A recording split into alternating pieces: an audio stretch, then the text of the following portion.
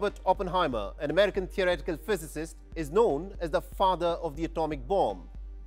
The story of how the atomic bomb was developed by the United States has been narrated in the film Oppenheimer, directed by Christopher Nolan.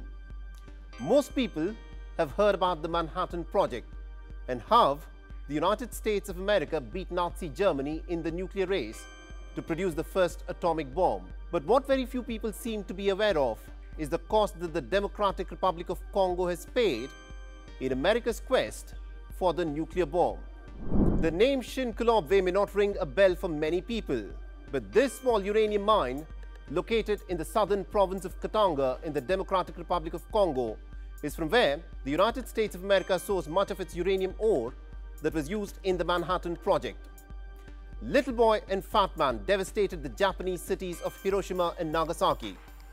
But the legacy of the Manhattan Project and the diplomatic chicanery resorted to by the United States to secure the uranium mines has scarred and ruined the Democratic Republic of Congo, plunging the troubled Central African nation into decades of dictatorship and ruinous civil wars. But what made the Shinkolobwe mine special? Now, uranium was discovered in Shinkolobwe in 1915, at a time when Congo was still under the colonial rule of Belgium. Nuclear fission was discovered in 1938, and immediately afterwards, Albert Einstein had written to the American President Franklin Roosevelt about the colossal amount of energy that is generated by nuclear fission and the possibility of constructing powerful bombs using nuclear fission of uranium. In 1942, the US military strategists began purchasing as much uranium as they could get their hands on for the Manhattan Project. At the time, there were 4 known major deposits of uranium ore: in Colorado, United States, in northern Canada, in Joachimsthal in Czechoslovakia, and in the Belgian Congo. The geology of the Shinkolobwe mine has been described as a freak of nature. Consider this: mines in the United States and Canada were said to be good prospects if they could yield ore with about 0.03% uranium. But in Shinkolobwe, ores typically yielded as much as about 65% uranium. The United States secured 1,200 tons of Congolese uranium that was stockpiled on Staten Island. Congolese workers toiled day and night to send tons of uranium ore to the United States, and all this was done in top secret, so as not to alert the Nazi Germany and its allies about the Manhattan Project. Shinkolobwe was virtually erased off the map.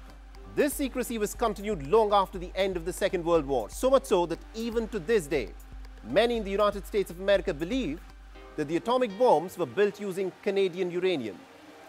During the Cold War, Shinkolobwe emerged as a major theater of proxy conflict, even though improved enrichment techniques made the United States far less dependent on Shinkolobwe for uranium.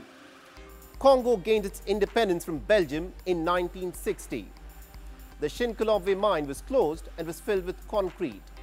But the United States wanted a friendly government in Congo, a government that would be under Washington's control. For this, Patrice Lumumba, the democratically elected leader, was deposed in a military coup in 1965.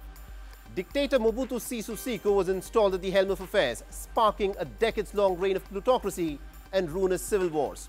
Opposition to dictator Mobutu was condemned as nothing more than communist-fueled sedition, and even though Mobutu was toppled 3 decades later in 1997, the whirling, vicious cycle of violence and foreign interference for Congo's resources has not slowed down.